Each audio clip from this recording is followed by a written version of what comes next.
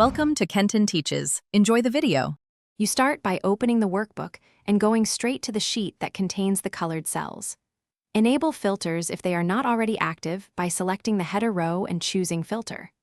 Once done, focus on the specific column that holds the cell fill color you want to use as a filter. This is the column you will target. Make sure the color is applied as cell fill, not conditional formatting, because the standard color filter works on fill colors.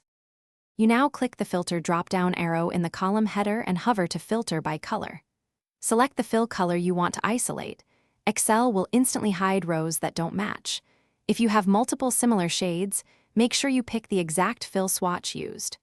Once selected, review the visible rows to confirm they match your expectation. If needed, clear other filters first or repeat for another column to combine criteria logically.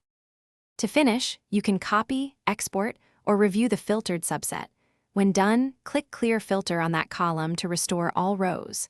If the filter returns no results, make sure the cells were filled with a manual fill color rather than only conditional formatting rules.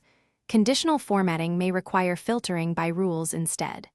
If things still seem off, use Find and Select, choose Go to Special, and inspect cell formats so you can correct inconsistencies before reapplying the color filter. Thanks for watching. Please subscribe if this video was helpful.